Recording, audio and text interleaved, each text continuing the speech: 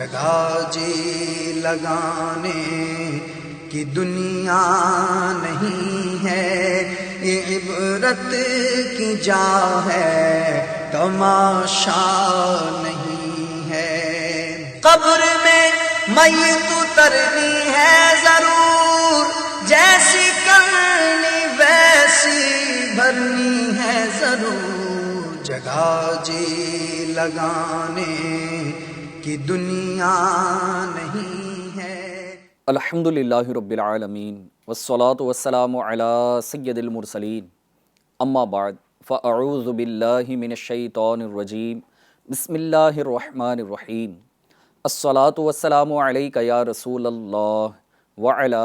آلک واصحابک یا حبیب اللہ۔ الصلاة والسلام علیک یا نبی اللہ وعلی آلک واصحابک یا نور اللہ صلی اللہ تعالی علیہ وآلہ وسلم۔ ایف جی این چینل کے ناظرین، پروگرام جیسی کرنی ویسی بھرنی، اس پروگرام کے ذریعے پھر دوبارہ آپ کی خدمت میں حاضر ہیں اور آج کے سلسلے میں بھی آپ کو مرحبا کہتے ہیں۔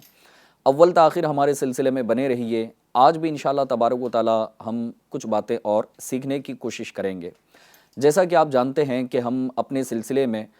ان باتوں کو یا ان افعال کو، ان ایکٹیویٹیز کو شامل کرنے کی کوشش کرتے ہیں کہ جانے انجانے ہم ان ایکٹیویٹیز میں انوالو تو ہوتے ہیں، لیکن شاید اس کے نقصان کا پھر ہمیں اندازہ نہیں ہو پاتا۔ بعض اوقات دنیا میں بھی اس کے نقصان کا سامنا کرنا پڑتا ہے اور آخرت میں تو برے کام کا انجام تو برا ہی ہوگا۔ اللہ پاک ہم سب کی بے حساب مغفرت فرمائے۔ یاد رکھیے گا کہ اپنی زندگی کو خوشگوار بھی رکھنا ہے اور رب کی عبادت کے ساتھ گزارنا ہے، لہٰذا جانے انجانے ان کاموں کو کرنے سے بچیے، اور پھر بچنے کی صورت اسی وقت بن سکتی ہے جب اس کی معلومات ہمیں ہوگی۔ تو آج کے سلسلے میں بھی کچھ باتیں ہم شامل کریں گے کہ جانے انجانے ہم وہ کام کر رہے ہوتے ہیں لیکن اس کے نقصان کا بھی سامنا کرنا پڑ سکتا ہے۔ آئیے سب سے پہلے درود پاک کی فضیلت کو سننے کی سعادت حاصل کرتے ہیں۔ اللہ پاک کے پیارے محبوب صلی اللہ تعالی علیہ وآلہ وسلم کا فرمان عالی شان ہے کہ جو مجھ پر ایک مرتبہ درود پاک پڑھتا ہے، اللہ کریم اس کے لیے ایک قیرات اجر لکھتا ہے اور ایک قیرات احد پہاڑ کے برابر ہے۔ صلو علی الحبیب صلی اللہ تعالی علی محمد صلی اللہ تعالی علیہ وآلہ وسلم۔ ایف جی این چینل کے ناظرین، آئیے ایک ایسے واقعے کو ابھی ہم اپنے سلسلے میں شامل کرتے ہیں کہ شاید ہمارے ساتھ بھی کبھی اس طرح کا کوئی عمل ہوا ہو۔ دیکھیں کہ جس سوسائٹی میں ہم رہتے ہیں وہاں اچھے لوگ بھی ہیں، خراب لوگ بھی ہیں، دولت مند بھی ہیں، غریب بھی ہیں۔ تو اب یہ ان تمام تر لوگوں کو اگر دیکھا جائے تو وہ لوگ جو ہمارے گھر تک یا ہماری دکان تک یا ہماری آفس تک اپنا ہاتھ پھیلائے آتے ہیں کہ وہ ضرورت مند بھی ہیں، محتاج ہیں، مسکین ہیں، مانگ کر اپنا گزارا کرتے ہیں، تو ایسے لوگوں کی مدد کے متعلق ہمیں کیا کرنا چاہیے؟ بعض اوقات لوگ جو ہے ان کی مدد تو کرتے ہیں لیکن انہیں جھڑکتے بھی ہیں۔ کچھ لوگ ایسے ہوتے ہیں کہ مدد بھی نہیں کرتے اور جھڑک کر بھگا دیتے ہیں اور انہیں ذلیل کر دیتے ہیں، انہیں رسوا کر دیتے ہیں، انہیں غصہ کرتے ہیں۔ کچھ تو ایسے بھی ہوتے ہوں گے کہ جو گالی گلوچ بھی ان کے ساتھ میں کرتے ہیں۔ تو اب یہ جو ایک عمل بظاہر چند سیکنڈ کے اندر یا 2-4 منٹ میں کمپلیٹ تو ہو گیا، ہم نے سامنے والے کو بھگا دیا اپنے یہاں سے، اپنے دروازے سے اسے رخصت کروا دیا اور کچھ دیا بھی نہیں، اس کو ذلیل بھی کر دیا، یہ تھوڑی دیر میں عمل تو ختم ہو گیا، لیکن اس کا نقصان کیا ہو سکتا ہے؟ آئیے میں آپ کو ایک واقعہ سناتا ہوں۔ کہتے ہیں کہ ایک شخص اپنی بیوی کے ساتھ بھنا ہوا مرغ کھا رہا تھا، اسی دوران ایک سائل اس کے دروازے پر آیا اور اس نے دستے سوال دراز کیا۔ جب وہ شخص اپنے گھر سے باہر نکلا تو اس سائل کو، اس مانگنے والے کو دیکھا تو سائل کو اس نے جھڑک دیا اور جھڑک کر کے اسے اپنے دروازے سے رخصت کیا تو وہ سائل واپس چلا گیا۔ یہ واقعہ تو ہو گیا، جیسے میں نے عرض کیا کہ شاید ہمارے ساتھ بھی کبھی اس طرح کا کوئی معاملہ ہوا ہو تو اللہ کی بارگاہ میں توبہ کرنی چاہیے۔ جب اس نے جھڑک کر اس سائل کو واپس کر دیا وہ تو چلا گیا، لیکن اب اس گھر والے کے ساتھ یہ معاملہ ہوا کہ اس واقعے کے بعد وہ شخص محتاجی میں مبتلا ہو گیا، جو گھر کا مالک تھا، مرغ کھا رہا تھا، دولت مند تھا، لیکن اس کے ساتھ یہ اب معاملہ ہوا کہ وہ محتاجی کا شکار ہونے لگا۔ اس کی دولت جاتی رہی، یہاں تک کہ جب اس کی دولت جاتی رہی تو ایک دن ایسا آیا کہ اس نے اپنی بیوی کو طلاق بھی دے دیا، کیونکہ اب وہ ہینڈل نہیں کر پا رہا تھا اپنے گھر کے معاملات کو، تو اپنی بیوی کو بھی طلاق اس نے دے دی، اور یوں اس طرح وہ محتاجی اور افلاسی کا شکار ہو گیا۔ جب اس نے اپنی بیوی کو طلاق دی تو اس کی بیوی نے کسی اور شخص سے شادی کر لی، اور وہ اب اپنی زندگی بسر کرنے لگی، اور یوں لمحات گزرتے چلے گئے۔ اب یہ جو عورت جس نے دوسرا نکاح کیا کسی اور شخص سے، تو ایک دن وہ اپنے گھر میں بیٹھ کر اپنے دوسرے شوہر کے ساتھ کھانا کھا رہی تھی،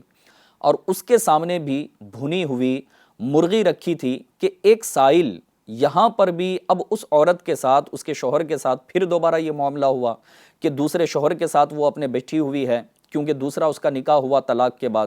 تو جب وہ اپنے شوہر کے ساتھ بیٹھ کر بھنی ہوئی مرغی کھا رہی تھی تو اسی دوران ایک سائل نے آ کر صدا لگائی، آواز دی کہ مجھے کچھ مدد کی جائے، مجھے کچھ دے دیا جائے۔ تو شوہر نے اپنی بیوی سے کہا کہ یہ مرغی اس مانگنے والے کو دے دو۔ اس کے شوہر نے کہا کہ یہ مرغی اس مانگنے والے کو دے دو۔ تو بیوی نے مرغی اس سائل کے حوالے کی اور روتی ہوئی دروازے سے واپس آئی۔ اب یہ بڑا عجیب سا معاملہ تھا کہ اس غریب کی مدد کرنے کے لیے گئی، مرغی دینے کے لیے گئی، اور روتی ہوئی واپس آئی۔ تو اس کا جو شوہر تھا نا، اس کے شوہر نے اس کی وجہ اس سے دریافت کی، سوال کیا کہ تم نے تو اس کی مدد کی، اس کو دینے کے لیے گئی تھی، لیکن روتی ہوئی واپس کیوں پلٹی ہو، اس کی کیا وجہ ہے؟ تو اس عورت نے بڑا انوکھا جواب دیا، کہا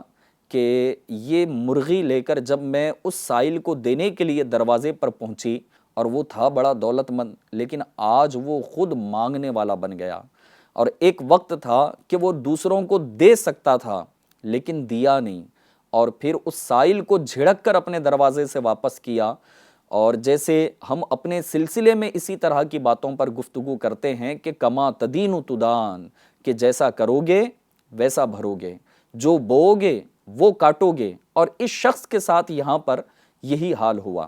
کہ وہ دروازے پر جب اس عورت نے دیکھا کہ یہ میرا سابقہ شوہر ہے، تو وہ بھیک مانگنے کے لیے وہاں پر آ گیا۔ لہٰذا FGN چینل کے ناظرین، چلیں ایک اور انوکھی بات اسی واقعے کی مناسبت میں آپ کو عرض کروں کہ جب اس عورت نے آ کر کے یہ ساری باتیں بتائی کہ میرے شوہر نے یہ سارا معاملہ جو ہے نا وہ اس طرح کا کیا تھا کہ ہمارے گھر کے دروازے پر سائل آیا تھا، اس نے پوری کہانی اپنے دوسرے شوہر کو سنائی۔ جب اس نے ساری کہانی جب وہ سنائی تو اب یہ جو دوسرا شوہر تھا نا، اس نے سن کر پھر یہ ایک عجیب سی بات بتائی کہ تم جانتی ہو کہ میں کون ہوں؟ تو اس نے کہا کہ نہیں۔ تو اس نے کہا کہ جس وقت تم اپنے پہلے والے شوہر کے ساتھ بیٹھ کر وہاں کھانا تناول کر رہی تھی اور میں مانگنے کے لیے آیا تھا، میں وہی سائل ہوں کہ جس کو وہ تمہارے پہلے والے شوہر نے جھڑک کر واپس کر دیا تھا۔ اب قدرت کا یہ کرشمہ دیکھیں، جو مانگنے والا تھا آج ایک کوٹھی کا مالک ہو گیا، دولت مند ہو گیا، اور اللہ پاک نے اس کی دولت اس سائل کو عطا فرما دی۔ پہلے والے کی دولت سائل کے پاس چلی گئی، یہاں تک کہ اس کی بیوی سے بھی اس کا نکاح ہو گیا، اور پھر یوں یہ زمانہ اس کے لیے بدل گیا، اور اللہ تبارک و تعالیٰ نے اس کے ساتھ اس طرح کا معاملہ فرمایا کہ پہلے والے دولت مند شخص کو مانگنے والا بنا دیا، اور پہلے والے مانگنے والے شخص کو دولت مند بنا دیا۔ لہٰذا پیارے ناظرین، ہم بھی اپنے آپ پر غور کریں۔ دیکھیں ایک کامن سی بات ہے، اگر آپ کے پاس کوئی مانگنے کے لیے آیا ہے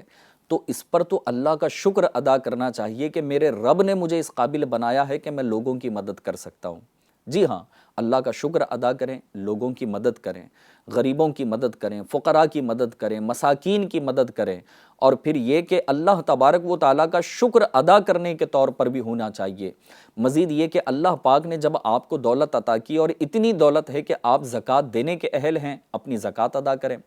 فطرہ آپ کے اوپر بنتا ہے، آپ اپنی فیملی کا فطرہ ادا کریں۔ اس کے علاوہ اور بھی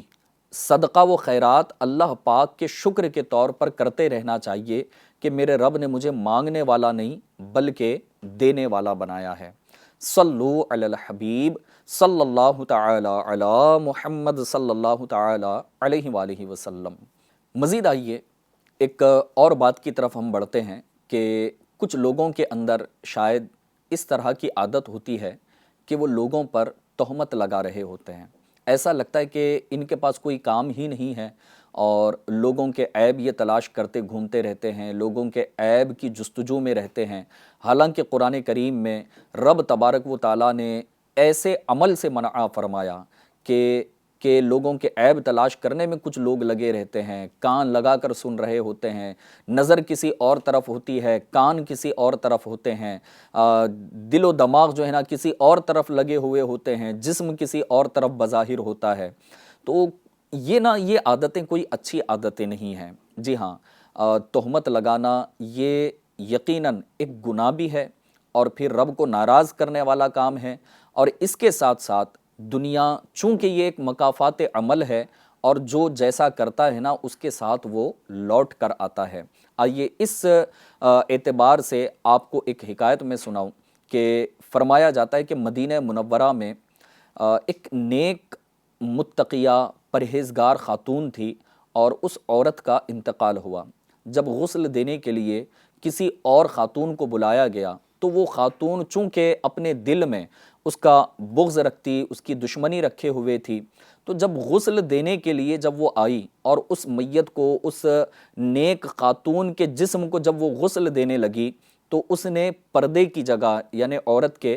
اس نے جسم پر ہاتھ رکھ کر بدکاری کا الزام لگایا اس نیک متقیہ پارسا خاتون پر۔ جیسے اس نے یہ الزام لگایا، یہ الفاظ ادا کیے، فرمایا جاتا ہے کہ اس کا ہاتھ اس میت کے ساتھ چپک چکا تھا۔ جی ہاں، وہیں پر رہ گیا، وہ ہزار کوششیں کرتی رہی لیکن اس کا ہاتھ نکل نہ سکا وہاں سے۔ تو یہ بڑے پریشان ہوئے اور پھر اس کے بعد یہ معاملہ حضرت سیدنا امام مالک رحمۃ اللہ تعالیٰ علیہ کے پاس جب پہنچا، کیونکہ وہاں دیگر علماء کو بھی بتایا گیا تو وہ اس کا کوئی سولوشن نہ نکل پایا، لہٰذا جب امام مالک رحمۃ اللہ تعالیٰ علیہ کے پاس جب یہ معاملہ پہنچا تو امام مالک رحمۃ اللہ تعالیٰ علیہ نے اپنے کشف و کرامت کے ذریعے سے یہ جان لیا کہ یہ خاتون بغض کی وجہ سے، دشمنی کی وجہ سے اس نیک متقیہ پارسا خاتون پر الزام لگائے ہوئے ہے۔ تو حضرت سیدنا امام مالک رحمۃ اللہ تعالیٰ علیہ نے ارشاد فرمایا کہ اس غسل دینے والی عورت کو تہمت کا گناہ اور زنا کا جھوٹا الزام لگانے کے لیے شریعت نے جو سزا مقرر کی ہے، اس عورت کو یہ سزا دی جائے۔ جیسے لوگوں نے یہ بات سنی تو وہیں پر اس عورت کو یہ جھوٹا الزام لگانے پر جو شرعی اعتبار سے سزا بنتی تھی، اس سزا کو جب دیا گیا تو یہ سزا مکمل ہوتے ہی اس عورت کا ہاتھ میت سے اپنے آپ واپس لوٹ گیا، اور یوں حضرت سیدنا امام مالک رحمۃ اللہ تعالیٰ علیہ کا مقام و مرتبہ اور آپ کی کرامت لوگوں پر یوں ظاہر ہوئی اور لوگوں نے اپنے دل میں امام مالک رحمۃ اللہ تعالیٰ علیہ کی محبت کو مزید بڑھایا۔ لہٰذا FGN چینل کے ناظرین سے اب میں یہاں پر عرض کرنا چاہوں گا کہ اب یہ جو تہمت والی باتیں ہیں، بالخصوص اگر ہم اپنی فیملیز پر، اپنے خاندان پر اگر غور کریں تو غور کر لیجئے گا کہ کہیں ایسا تو نہیں کہ ہم ایک دوسرے پر بلا وجہ، ناپسند کرنے کی وجہ سے، بغض کی وجہ سے، کینے کی وجہ سے الزام لگا رہے ہوں۔ جی ہاں، کچھ رشتے ایسے ہیں نا کہ وہ کوشش کرتے رہتے ہیں لیکن شاید بن نہیں پاتی، ساس بہو کی نہیں بن پاتی،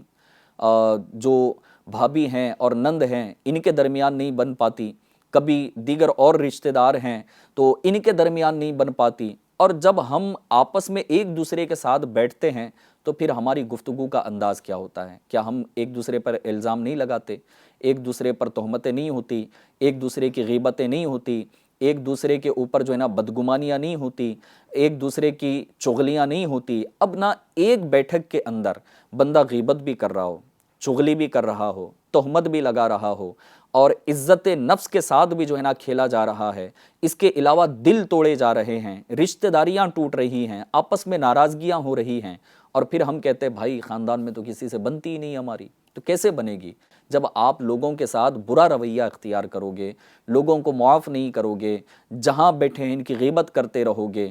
جب تک کوئی سامنے موجود ہے تو اس سے ہنس کر تو گفتگو ہو رہی ہے، لیکن جانے کے بعد کہتے ہیں یار یہ تو بور ہی کر رہا تھا، جب بھی آتا ہے پریشان کر کے جاتا ہے۔ تو بھائی ٹھیک ہے، وہ تو آپ سے محبت کرتا ہے تبھی تو آپ کے پاس ملاقات کرنے کے لیے آیا تھا نا، لیکن آپ کو اگر کچھ ایسا معاملہ ہے تو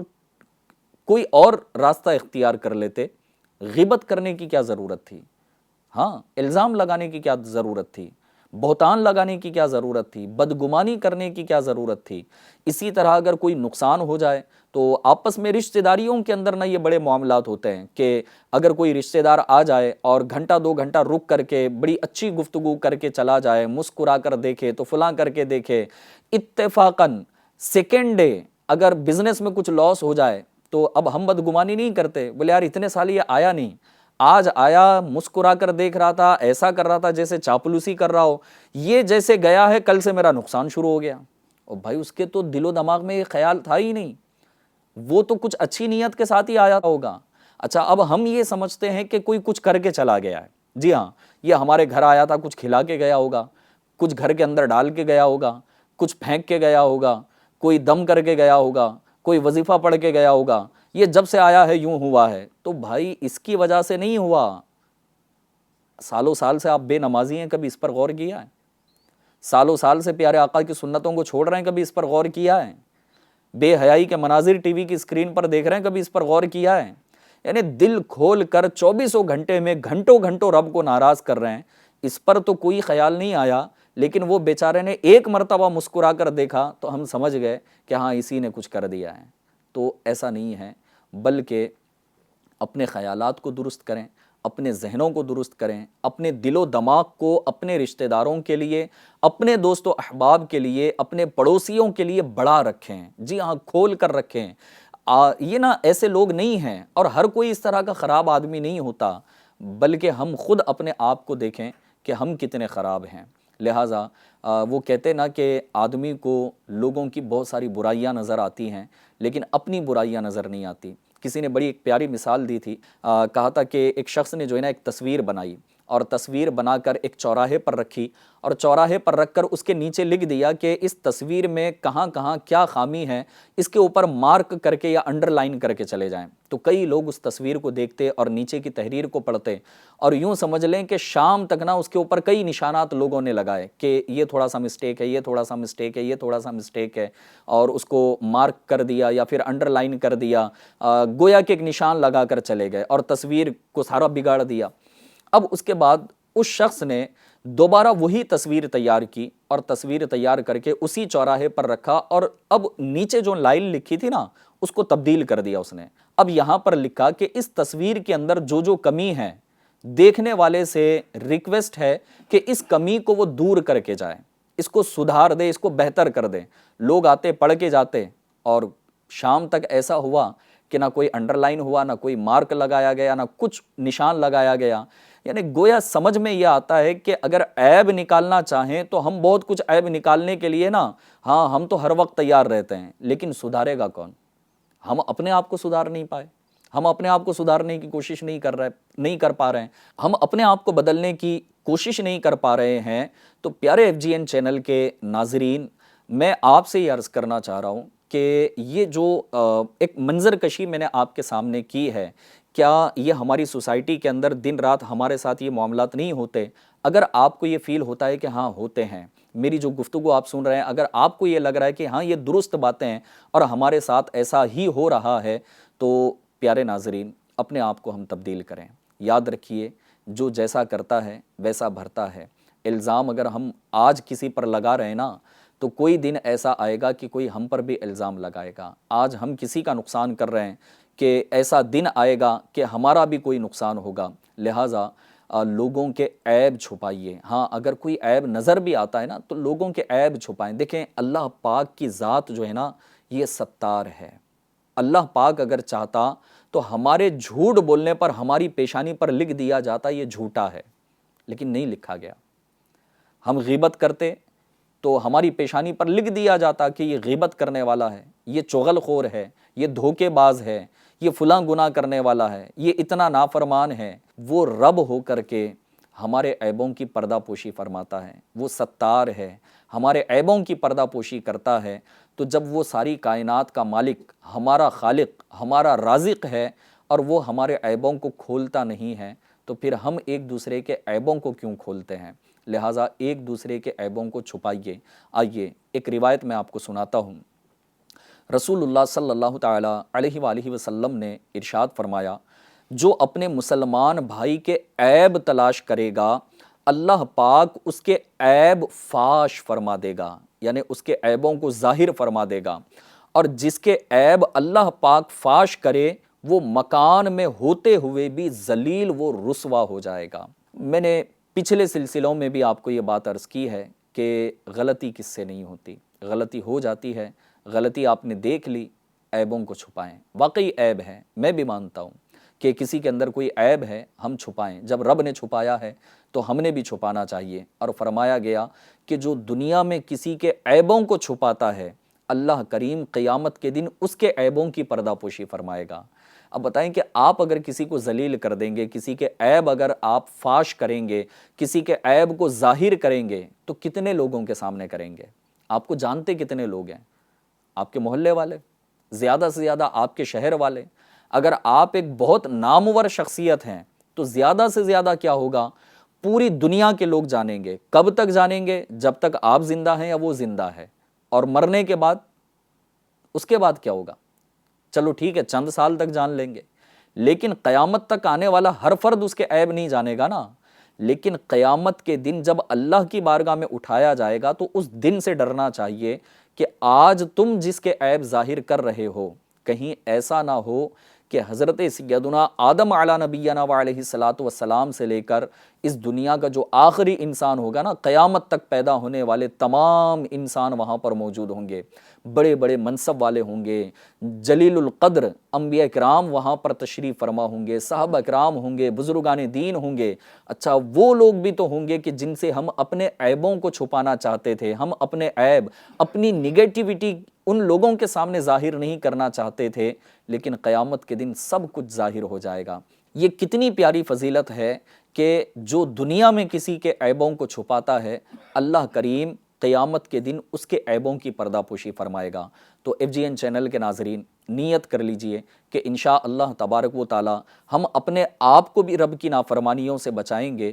اور پھر اگر کسی کا کوئی عیب ہمارے سامنے ظاہر ہوتا ہے تو اس کو بدنام کرنے، اس پر الزام لگانے، یا اس کے عزت نفس کے ساتھ کھیلنے کے بجائے انشاءاللہ عز و جل ہم اس کے عیب کو چھپا کر مسلمان کے دل کو خوشی بھی پہنچائیں گے۔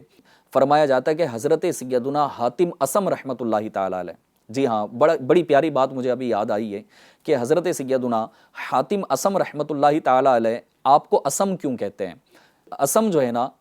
عربی میں بہرے شخص کو کہتے ہیں، جی ہاں، لیکن حضرت سیدنا حاتم اصم رحمۃ اللہ تعالیٰ علیہ بہرے نہیں تھے، بلکہ آپ کا نام کیوں پڑا اس طرح سے؟ تو فرمایا جاتا ہے کہ ایک مرتبہ آپ کی مجلس میں کوئی خاتون آئی، آپ کی مجلس میں کوئی خاتون آئی، اور پھر ایک بشری تقاضا ہے، اور کبھی کبھی ہو جاتا ہے اتفاقاً، اب ہو سکتا ہے اس کو گیسٹرک پرابلم تھی ہوگی تو اس کی ری خارج ہو گئی نا آواز کے ساتھ میں، تو وہ آپ کے پاس کوئی مسئلہ پوچھنے کے لیے آئی تھی۔ اب عورت کے ساتھ اگر اس طرح کا مسئلہ ہو تو ظاہر سی بات ہے کہ وہ اور زیادہ شرمندہ ہو جائے، اور پھر ایک شرم اور حیا جو ہے نا عورت کے اندر بہت ہوتی ہے، لہٰذا وہ عورت ایسی صورت میں جب شرمندہ ہونے لگی نا، تو حضرت سیدنا حاتم اصم رحمۃ اللہ تعالیٰ علیہ سے جب اس نے کوئی سوال کیا جو جس مقصد کے لیے وہ آئی تھی، تو آپ نے جان بوجھ کر کہا کہ محترمہ اور اونچا بولیں۔ اس کے دل کو ایک سیٹسفیکشن ہوا، وہ سیٹسفائی ہو گئی کہ حضرت حاتم اصم رحمۃ اللہ تعالیٰ علیہ نے میری اس حرکت پر، یعنی وہ آواز نہیں سنی کہ جس کی وجہ سے میں شرمندہ ہو رہی تھی، تو وہ مطمئن ہو کر کے جو ہے نا وہاں سے واپس پلٹ گئی۔ یہ ہمارے بزرگوں کا انداز تھا کہ لوگوں کے عیب جب ان کو نظر آتے یا سنائی دیتے تو وہ ایک مسلمان کے دل کو خوش کرنے کے لیے اپنے آپ کو جو ہے نا وہ بہرا بنانے کے لیے تیار ہو گئے، یا کم سننے والا مرض اپنا ایک حالانکہ مرض نہیں تھا اس طرح کا عمل جو ہے نا ظاہر کیا، تو بھائی کیا ہم نہیں کر سکتے؟ تو بالکل کیا جا سکتا ہے۔ لہٰذا FGN چینل کے ناظرین اپنے اطراف میں اچھائی کا ماحول بنائیں۔ لوگوں کے عیب تلاش کرنے کی جستجو میں رہنا یہ کوئی اچھی بات نہیں ہے۔ حضرت سیدنا امام ابن سیرین رحمۃ اللہ تعالی علیہ فرماتے ہیں کہ میں نے ایک شخص کو آر دلاتے ہوئے، کبھی ہوتا ہے نا کہ لوگ تھوڑا سا شرم دلاتے ہیں، او بھائی تمہاری اوقاتی کیا تھی؟ بولے ہم نے تمہارا سپورٹ کیا ہے، ہمارے سامنے جو ہے نا بچے سے تھے تم، اگر ہم تمہاری انگلی نہ تھامتے، تمہارا ہاتھ نہ پکڑتے تو پھر در بدر تم ٹھوکریں کھاتے۔ ہاں اس طرح نا احسان کر کے احسان جتلاتے ہیں، اور چند لوگوں کے سامنے وہ آر دلا رہے ہوتے ہیں کہ بھائی ہاں دیکھا ہے بھائی تمہارے باپ کو دیکھا ہے، او کیسا تھا ہم سے پوچھو، بولے آج اچھا ہے تو کیا ہوا؟ بعض اوقات یہ بھی ہوتا ہے کہ بندہ توبہ کر لیتا ہے نا، سر پر اس کے امامہ آ گیا، چہرے پہ داڑھی آ گئی، بولے ٹھیک ہے یار 4 دن سے امامہ باندھ رہے ہیں، چہرے پہ داڑھی رکھی، ہمیں پتہ ہے ان کی اصلیت کیا تھی، شراب پی کر نشے میں گھوما کرتے تھے، بولے 4 دن سے امامہ باندھا تو کیا اللہ کے ولی بن گئے؟ یوں اس طرح کے نا بہت ساری گفتگو، اب آپ میری گفتگو کو سمجھ رہے ہوں گے کہ لوگ کس طرح سے جو ہے نا وہ آر دلاتے ہیں اور سامنے والے کو شرمندہ کر رہے ہوتے ہیں۔ تو اب یہ روایت کو سنیے گا، اور یہ کون فرما رہے ہیں کہ حضرت سیدنا امام ابن سیرین رحمۃ اللہ تعالی علیہ فرماتے کہ میں نے ایک شخص کو آر دلاتے ہوئے کہا کہ اے مفلس، اس کے بعد آپ فرماتے ہیں کہ اس وجہ سے میں 40 سال تک، جی ہاں 40 ایئرس ایک لانگ پیریڈ ہوتا ہے، آپ فرماتے کہ اس کی وجہ سے میں 40 سال تک افلاس کا شکار رہا۔ جی ہم نہیں کہتے، بولے یار تیری اوقاتی کیا ہے؟ بولے ہمارے ساتھ آئے گا، کار میں بیٹھے گا، فلائٹ میں بیٹھے گا، او بھائی کبھی ایئرپورٹ پہ گیا بھی ہے؟ زندگی میں کبھی جو ہے نا ایئرپورٹ میں قدم رکھا ہے؟ AC میں بیٹھا ہے؟ قالین پہ قدم رکھا ہے؟ یہ ساری چیزیں ہمارے نا درمیان چلتی ہیں۔ اگر کوئی سمجھائے تو کہتے بھائی ہم تو مذاق کر رہے تھے، ایسے ہی ٹائم پاس کر رہے تھے۔ تو یاد رکھیے گا کہ یہ جو ہمارے معاشرے کے اندر الفاظ چلتے ہیں، بات وہی ہے، کما تدین تدان، جو جیسا کرتا ہے وہ لوٹ کر آتا ہے۔ اللہ کریم ہمیں ان برائیوں سے بچنے کی توفیق عطا فرمائے۔ لہٰذا FGN چینل کے ناظرین آج کے سلسلے میں یہ جو چند باتیں آپ کی خدمت میں عرض کی ہیں، اسے یاد بھی رکھیے، اور اس کو اپنے اندر سے بھی اگر موجود پاتے ہیں اور اپنی سوسائٹی اپنے معاشرے سے اس کو دور کرنے کی کوشش کریں، مل جل کر اگر ہم کوشش کریں گے، انشاءاللہ تبارک و تعالی ہمارا معاشرہ امن کا گہوارہ، ہماری سوسائٹی ایک پیسفل سوسائٹی بنے گی، اور دنیا میں بھی خوشی کے ساتھ زندگی بسر ہوگی، اور آخرت میں بھی انشاءاللہ عز و جل اس کا ایک بہترین انجام ہوگا۔ اور اللہ پاک نے جنت تیار کر رکھی ہے اپنے نیک بندوں ہی کے لیے، کہ جنت پاک گھر ہے اور پاک لوگوں کو اس کے اندر داخل کیا جائے گا۔ تو اے جنت کے طلبگار ناظرین، اللہ پاک کی خوب عبادت کیجئے، اپنے آپ کو برائیوں سے بچائیے، لوگوں کی عزت نفس کے ساتھ کھیلنے کی کوشش نہ کریں۔ ہر ایک کی اپنی عزت ہوتی ہے، ہر ایک کا اپنا دل ہوتا ہے، اس کے جذبات ہوتے ہیں، اس کے احساسات ہوتے ہیں، کسی کے دل کو توڑنے والا کام نہ کریں۔ اللہ کریم ہمیں عمل کی توفیق عطا فرمائے، آمین، بجاہ النبی الامین صلی اللہ تعالی علیہ وآلہ وسلم۔ صلو علی الحبیب صلی اللہ تعالی علی محمد صلی اللہ تعالی علیہ وآلہ وسلم۔ جگہ جی لگانے کی دنیا نہیں ہے، یہ عبرت کی جا ہے، تماشا نہیں ہے۔ قبر میں میت اترنی ہے ضرور، جیسی کرنی ویسی بھرنی ہے ضرور، جگہ جی لگانے کی دنیا نہیں